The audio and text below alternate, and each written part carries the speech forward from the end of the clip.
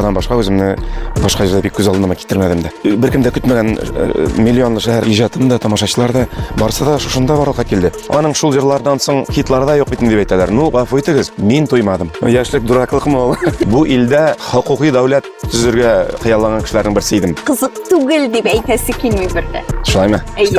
Я ходил на прослушивание Галимова, но он меня не заметил деген. Земфира, прости, случайности ничегали? Не случайно. Не случайно. Мында жасаучылар рәтеннән сызып башладылар. Сез мине тарихка алып кайттыгыз. Сәлам дуслар, бу маршрутка проекты һәм без бүген Уфада. Биредә сиңа да, миңа да яхшы таныш шәхесләр шәһәр буйлап үзләренең яраткан урыннарын, урамнарын, биналарын бер сүз белән әйткәндә маршрутларын күрсәтәчәкләр. Әйдәгез, чакырылган кунагыбыз белән якыннан танышабыз һәм шәһәр буйлап сәяхәтебезне башлап җибәрәбез. Бүген бездә кунакта Татарстанның һәм Башкортстанның халык һәм ат казанган артисты. 33 тапкыр парашюттан сикергән экс-депутат. Күпенә пародистларның яраткан образы, ләкин шул ук вакытта кабатланмас тембр иясе. Кикбоксер, эшләтә әти һәм икеләтә бабай. Айдар абый, исәнмесез? Исәнмесез. Без инде Башкортстанның йөрәгендә шашабыз дип әйтсәк тә була. Салават Юлаев һәйкәле янында. Ни өчен биредә очрашабыз? Бу символик мәгънәгә иядер. Менә уламастан да бит хәтта без ни өчендер, әллә үзебез тартылдык, нәкъ шуннан башларга булдык. Миңа калса, һәрбер Башкортстанны белгән, Уфаны белгән, Уфа белән бәйле булган кеше барыбер шушы һәйкәл белән аның да нәрсәдер бәйле һәр вакыт. Әлбәттә, минем дә бик күп истәлекләр бар. Мин дә сезгә рәхмәт әйтәм. Гел генә бит килеп булмый һәйкәл янына, көндә генә очрашып булмый. Узак кына вакыт мин үзем дә монда булганым юк иде. Шунда мине алып килгән өчен дә рәхмәт. Салават Юлаев һәйкәле Башкортстанның символы һәм визит картасы 1967 елда төзелә.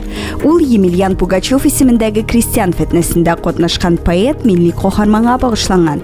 Һәйкәлнең уникальлеге шунда, ул Европадагы 3 ноктада гына таянып торган иң зур атлы һәйкәл һәм аның авырлыгы 40 тонна.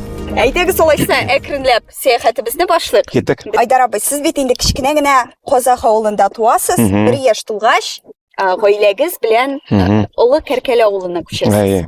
Башкортстанның Миякә районы, Олы Кәркәле авылы. Һәм аннары инде 9 класста автотранспорт техникумына укырга кереп, Уфага күчәсез. Һәм сез бер интервьюгызда әйтәсез, Уфада мине беркем дә көтми иде дисез. Ләкин шулай да әлеге шәһәр сезгә бик якын, кадерле урынга әйләнде менә шулай дип. Ничек шулай килеп чыкты? Язмыштыр инде, уйлап карасаң, чынлап 8 класстан соң бит төрле вариантлар бар иде. Кайдыр башка җиргә китергә, район үзәгенә 10 классны укырга китергә мәсәлән. Ә мин ничектер кайдандыр ишетеп, сайлап 200 чакрымнан артык Уфа каласына киттем. Кайда мине бер кем дә көтмәгән миллионлы шәһәргә киттем. Дуслар да, мен тормыш иптәшем дә, гаиләм дә, иҗатым да, тамашачылар да барсы да шушында барлыкка килде. Һәм шуңа күрә мин Уфадан башка үземне башка җирдә бик күз алдыма китермәдем дә. Менә нәрсә өчен сорыйм, сезне инде Казанда да, Татарстанда да бик яраталар, концертларыгызга да яратып йөриләр. Аннары сез бит халык артисты исемен дә беренче Татарстанда алдыгыз.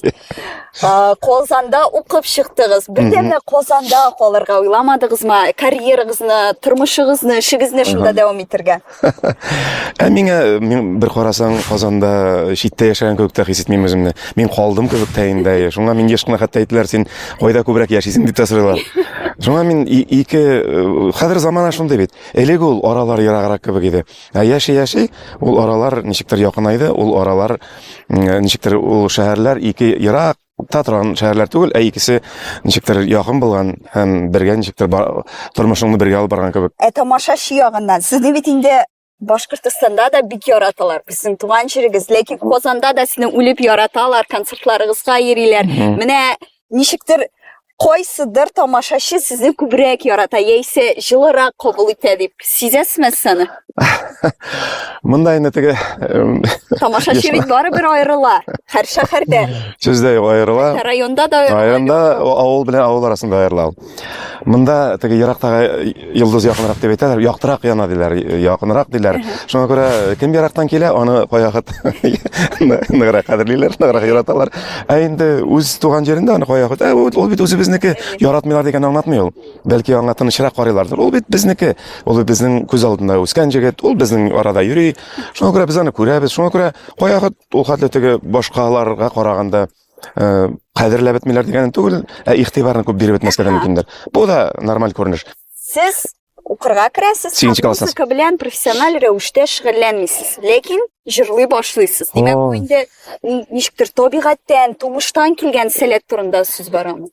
Ул инде күңелдә һәрвакыт булган, җыр йөрәктә булган, ә инде техникумга килгәч, шуңа автотранспорт исеме булуына карамастан сәнгатькә, җырга, теге художество сәнгать түгәрәкләренә зур игътибар бирелү, монда ничектер кечкенә булышлык иткән инде. Әмма техникумга кадәр сез гомумән музыка белән профессиональ рәвештә инде бәлки музыкаль мәктәпләрдер. Әлбәттә юк инде. Ул сез аңлыйсыз бит, ул гади авыл мәктәбе, 8 еллык мәктәбе, ул хәтта урта мәктәптә түгел.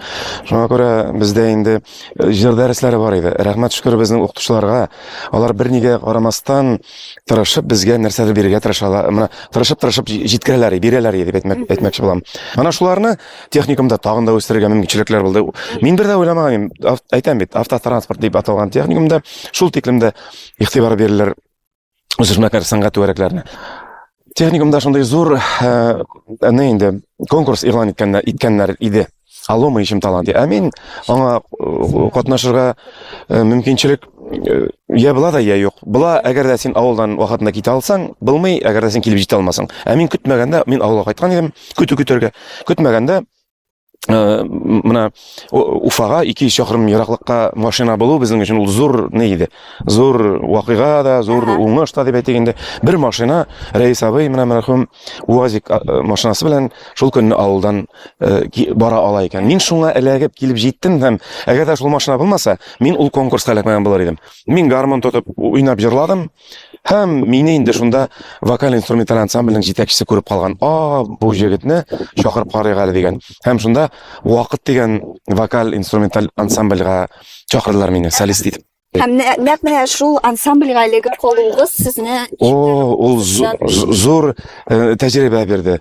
Беренче тапкыр вокаль инструментлар, тере ансамбль, җегетләр кемдер гитарада уйный, кемдер барабанда, кемдер бас гитара, кемдер клавишада. Уйлап карагыз, бу 80нче еллар башы әле. Менә мин хәтерлим, Уфада городской конкурста, шәһәр конкурсы бит инде бит ниләр арасында, техникумнар, төрле уку йортлары арасында.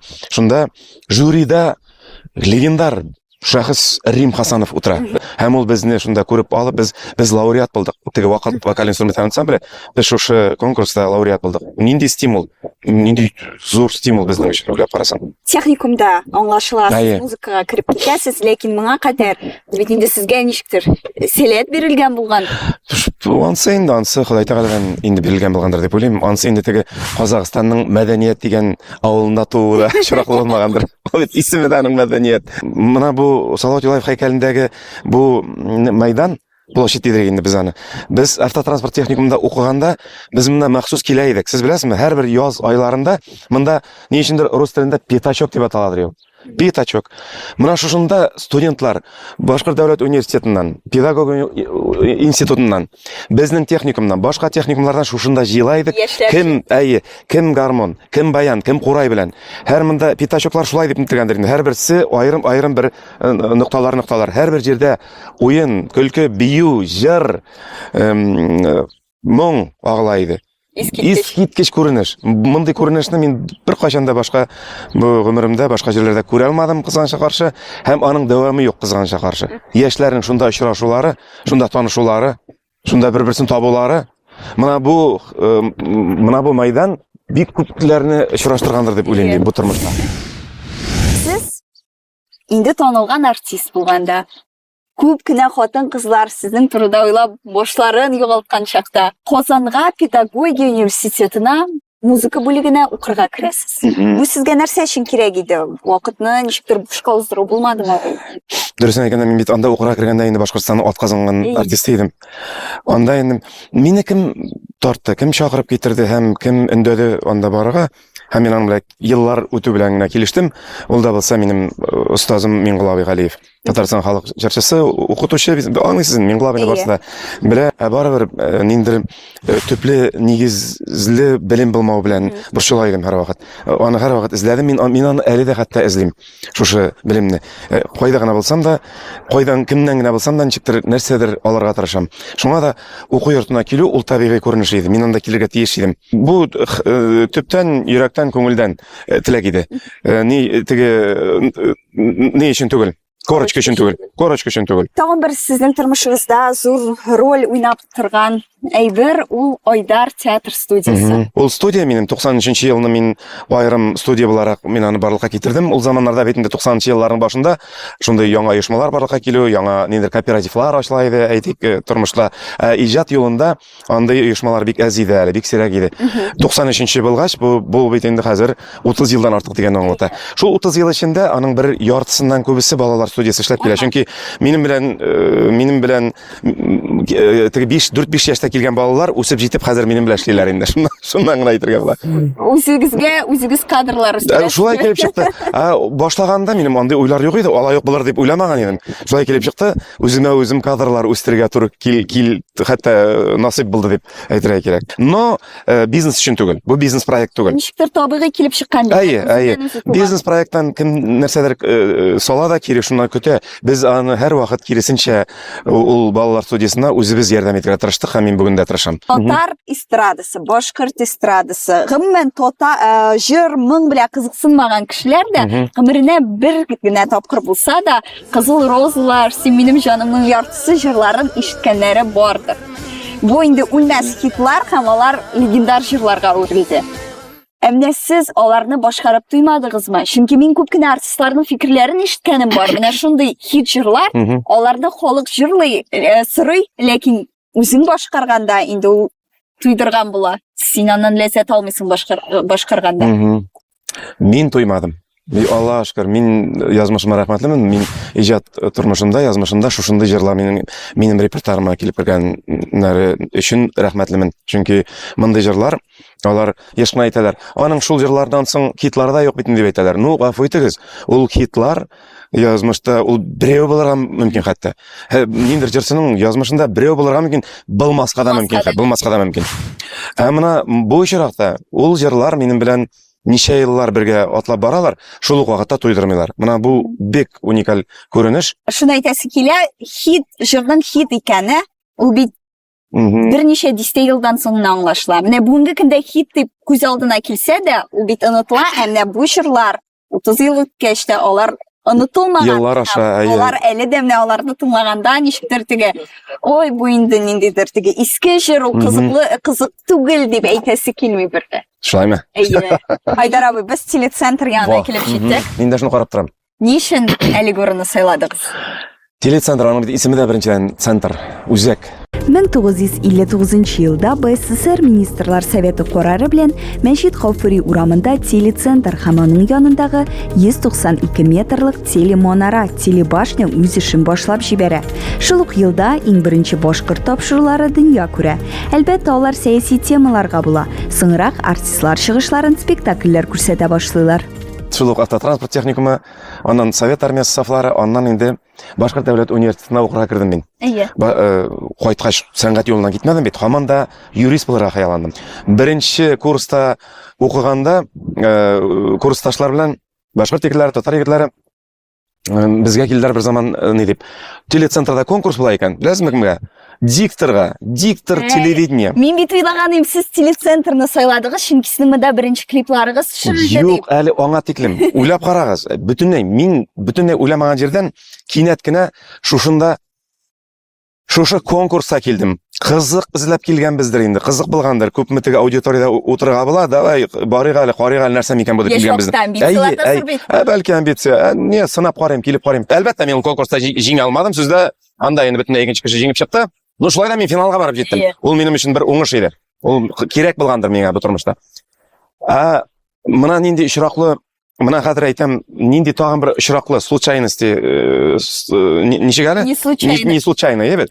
Шушы Карл Маркс урамындагы юридик факультетта укып йөргәндә, тәнәфес вакытында мин киттем бер анда кибеткән инде универмаг, анда элекке старый универмаг диләр янда. Шул якка китеп барам, һәм миллионлы шәһәрдә, уйламаган җирдә мин очраштым ана шул автотранспорт техникумындагы вакыт вокаль инструменталь ансамбльнең җитәкчесе белән. Ничә ел вакыт үткән? Армия, хәзер монда факультет. Һәм ул анда ике сакалы китте безнең очрашуыбызга. Ул шул вакытта яңа ансамбль бер барлык җыеп булашкан вакыт булган. Һәм аларга шушы вакытта бер солист кирәк, бер җырчы җегет кирәк, эзләнү. Һәм шул вакытта мин туп-туры Карл Маркс урамында шушы кешенең каршысына барып басам. Һәм ул мине чакыра шушында кастингка тагын. Уйламаган җирдән, бөтенләй уйламаган җирдән. Һәм без шушы ансамбль, Азамат дигән ансамбль белән мына шушы нигә киләбез, шушы бинага. Сенсез. Юк. Тарих сөйлим, тарих. Беренче тапкыр шундай атмосфера, соңыннан бит сведение дигән әйберләр. Бу минем өчен бөтенләй яңалык. Но миңа бик ошады бу процесс. Шул хәтле кирип киттем аның иченә. Беренче инде шул язулар радиода яңгырады. Соңнан шул радио аша ниндер тапшыруга безне, ниндер телевизион тапшыруга чакырдылар. Беренче тапкыр. Сез әле димәк бу вакытта үзегез генә җырлап йөрмисез? Юк, әлеге дә баягы Карл Маркс урамы, юридик факультет. Шуннан да юрист булырга хыяллана идегезме? Мин бөтенләй юрист кына түгел, бу илдә хокукый дәүләт төзергә хыялланган кешеләрнең берсе идем, армиядан соң кайткач. Соңнан шушындагы язмалар, алар ничектер халыкның күңеленә барып җиткәндер. Беренче җыр, икенче җыр, аннан тулы бер тапшыру әзерләделәр минем турда. 90-нчы еллар башында, 89-нчы елның азагы, 90-нчы еллар башында. Мына шул тапшыру дебют дип аталадыр ул, дебют, аның исеме дә дебют. Мына шушы тапшыру мине киң аудиторияга танытты. Һәм шушы тапшырудан соң икенче көнне мин дөресен әйткәндә билгеле булып теге проснулся знаменитым диләр бит инде. Шу теге бик скромно булмаса да әйтеп куям инде, чынлап та шулай булды шикелле инде. Айдар абый, 3нче тактабыз. Бу безнең дәүләт концертлар залы, дөрес әйтәмме? Башкортстан дәүләт концертлар залы дип атала. Безнең өчен ул күпләр өчен нефтьчеләр мәдәният сарае дип хәтердә калган. Дворец культуры нефтяников дип аталай бу. Үзәк шундый мәдәният сарайларының берсе. Ул бүген дә шулай булып кала. Ну, исеме үзгәрсә дә, аның урыны, тарихы әлбәттә бер һәм бай тарихлы зал дип әйтмәкче булам инде. Башкортстан дәүләт концертлар залы республиканың иң зур биналарының берсе. Ул 1981 елда Башнефть җитештерү берләшмәсенең техника йорты буларак ачыла. Соңыннан нефтяник мәдәният сарае булып та хезмәт итә. 2014 елда гына реконструкциядан соң ул концертлар залы булып таныла. Минем дә күп нәрсәләр бәйле бу зал белән. Сезнең дә бит менә төрле периодларыгыз булды дип әйтим язмышта. Теге ничектер чыгыш ясый алмый торганда чагыз булды. Менә шуның турында сөйләп китегезче. Ансы инде ничек дип әйтим, бу зал аның белән генә бәйле түгел инде. Бу залда минем бик матур хатирәләр, мәсәлән, 30 яшымны мин үткәрдем монда зурлап. Әле уйлап торам, әгәр дә бүген үткәрергә булса, мин күп нәрсәләрдән курккан булыр идем. Тегесен булай, монсын булай уйлаган булыр идем. Ул вакытта шул хәтле теге яшьлек белән ул яшьлек максимализм ул, яшьлек дураклыкмы ул. Куркмыйча мин хәтта республиканың башлыгын никөнне бит әле Муртаза Габайдулла улы Рахимовны чакырдым шунда. Ул килде. Кемдер әйтте, ул киләчәктә берәр сәгать да китәчәк дип әйттеләр. Юк, ул 4 сәгать ярым буена минем 30 яшьлек юбилеемдә шунда утырды. Менә шуның белән дә хәтердә калган. Төрле хәлләр булды инде. Мине качандыр моннан сызып ташладылар. Монда чыгыш ясаучылар рәтеннән сызып ташладылар. Эшлисең теге әзрәк сәясәт белән бутап киттеләрме инде. Ниндер үземнең фикеремне әйтеп ташладым соң инде мин булгандыр инде. Фикерне әйтергә тырышам. Ул бит фикер, ул бит синең фикер, ул барга тиеш. Кемгәдер ул дөрес булып яңгыр, кемгәдер бик ошап бетми. Шуңа да озак кына еллар, хәтта шундый чаклар булды. Бу миңа бу сәхнәгә кирип җырларга рөхсәт ителмәгән чаклар да булды. Нишлисең? Ул да бер тарих. Ул да бер мәктәп булгандыр. Хәзер инде Аллаһка шөкер андый хәлләр артта калган. Ул да бу периодта үтелде. Шуннан мин тагын шул озак еллардан якын гына тирәдә шунда яшәдем. Шуңа да мына бу урамнар, монда шушы урамнарда йөргән чаклар, балаларның үскән чаклары барсы да әле бит кызларым да кичкенә иде. Малайны без монда шунда качандыр алып кайттык дигәндә. Шундый бик шушы урыннар белән бәйле булган истәлекләр күңелдә бик кадерле һәм якын. Siz гаиләгез турында сөйли башладыгыз. Siz бит инде икеләтә, эшләтә, икеләтә бабай. Бер интервьюгызда җырлап йөреп, балаларымның үскәнен күрми дә калдым дисез сез. Менә бу сезнең ниндидер шәхси мөнәсәбәтләрегезгә йогынты ясадымы? Бу теге эшләмичә җырлап йөреп, балаларның үскәнен күрми дә калдым диярсең.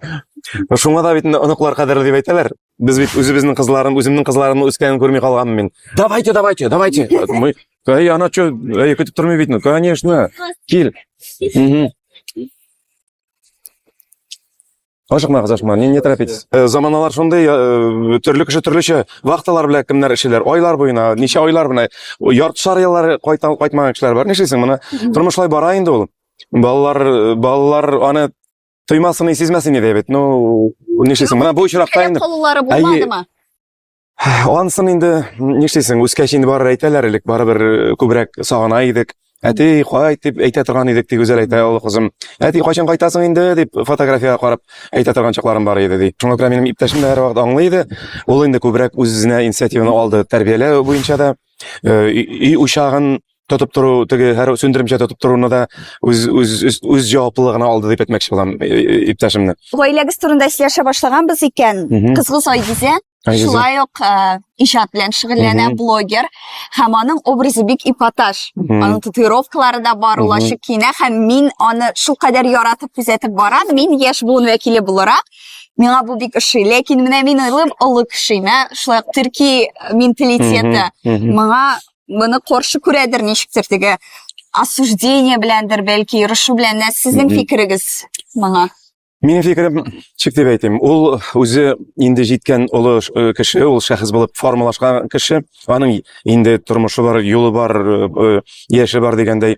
Ул бу тормышта үзе өчен үзе җавап бирә торган кеше, шәхес дип әйтмәкче булам.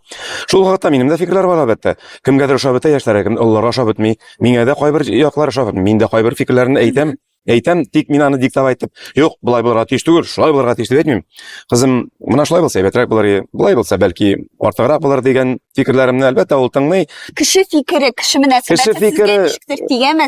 Нишлисең инде? Бар инде, бардыр син әйткәндә, кеше фикере, алар бит миңа да әйтә, алар аңа гына түгел, бездә бит кешеләр алай озак уйлап тормый, алар туп-туры сиңа да әйтә, сине дә тәнкыйтьләп куя, менә син тәрбияләгәнсең, син шулай ди, син булай ди.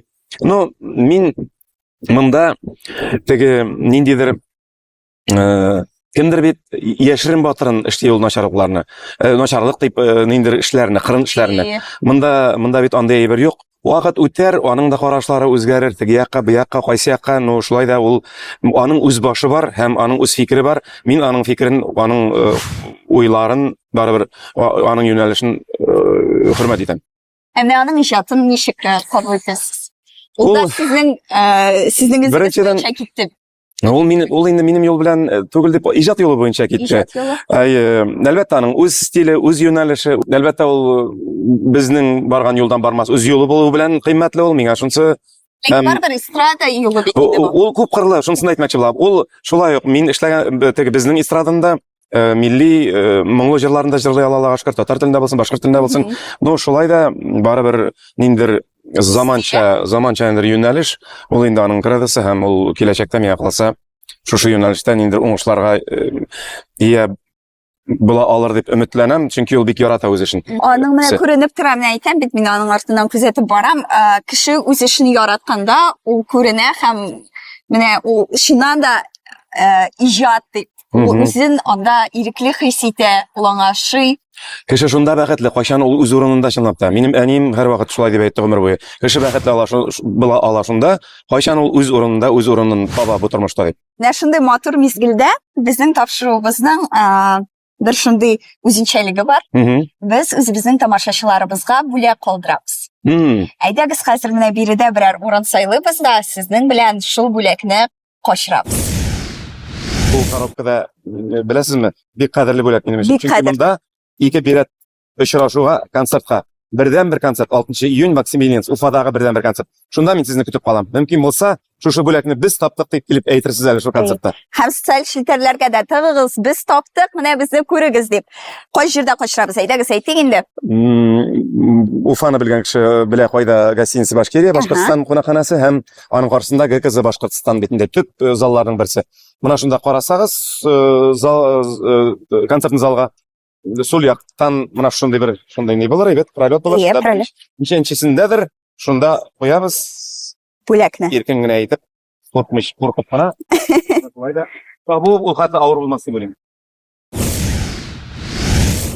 Айдар абый, без сезнең өчен бик истәлекле урында. Сез мине тарихка алып кайттыгыз.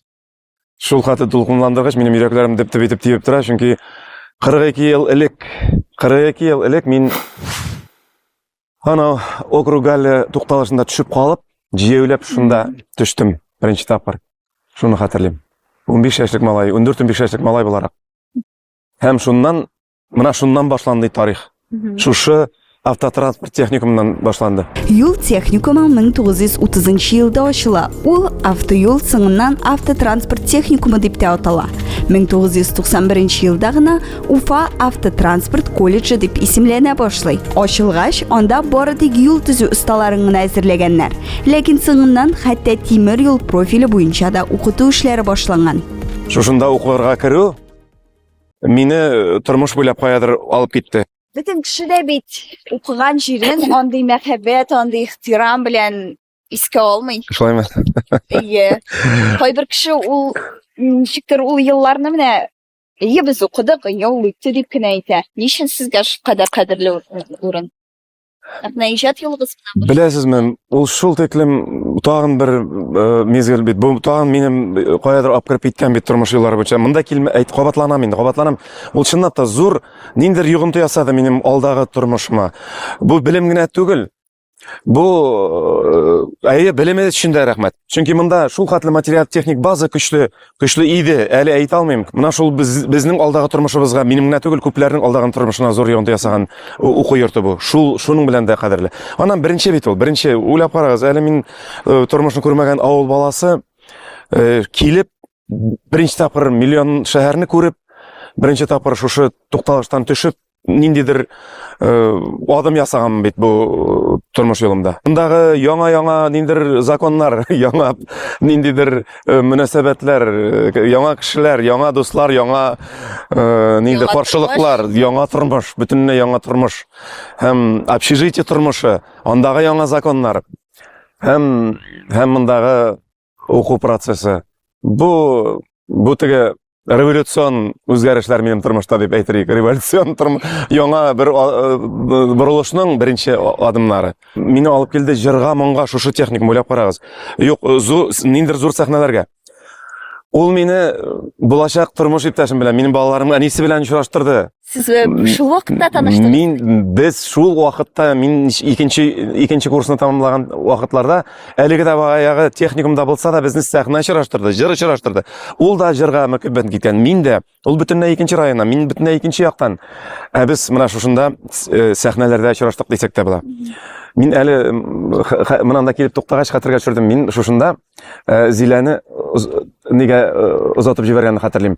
Ул вакытта без аралашмыйдык, танышып, мин Зиләне башкачарак күрдем, бөтенләй башкалардан аерылып тора, киеме белән дә, манералары белән дә, сөйләшүе белән дә, ул бөтенләй башкалардан аерылып торган. Мин менә шушында аңладым. Ул менә шунда нык кырт кына шулай текәгән әйтеп мин белән сөйләште дә, топ-туры менеп китте Огыргал нейне, тукталышына. Шунда гашык булдыгызмы?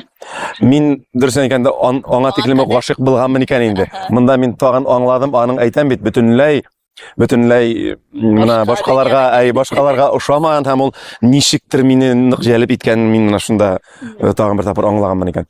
Әле булса мин шул ниндер истәлекләр белән яшисең бит. Ниндер укытучылар, аларның сүзләре белән, аларның манералары, сөйләшүләре, белемнәре, авторитетлары, шушы техникум җитәкчеләрен хәтерлим, воспитательләрен хәтерлим. Алар менә килеп чыгар кебек.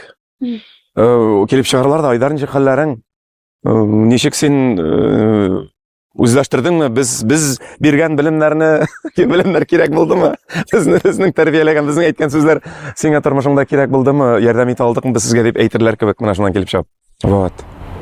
Искиткеч мен сезне тыңлап, үзем дә әйләнде, дөньяларга кирип киттем. Мин үзем каядыр кирип киттем, кызлар. Үзем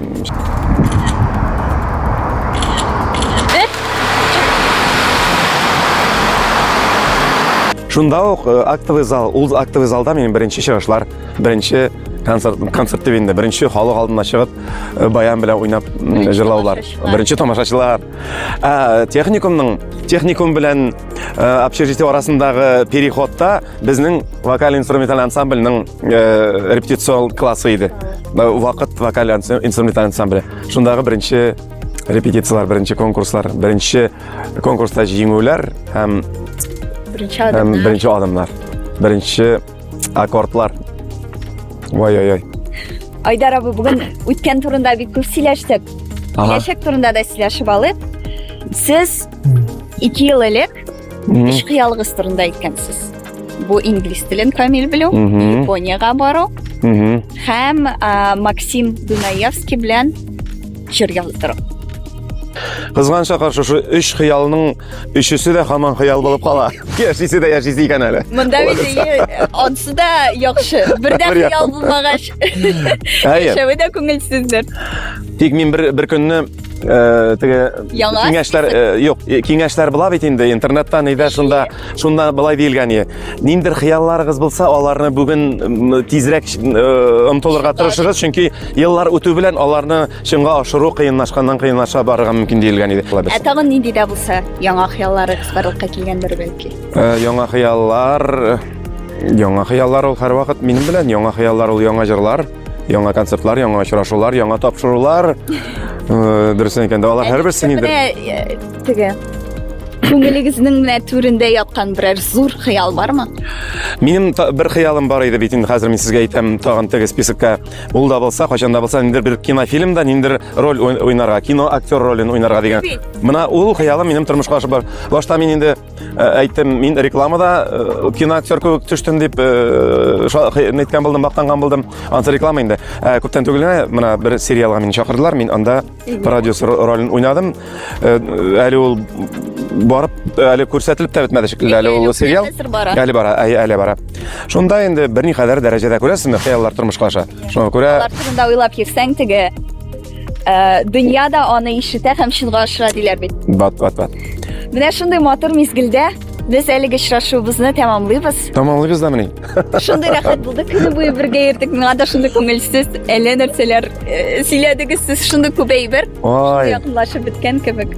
Һәм хыяллар чынга ашсын дип әйтәсе килә, соңгы сорауга кайтып.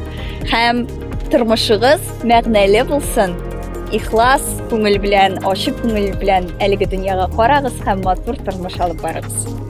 Шулай булсын. Амин. Шулай булсын.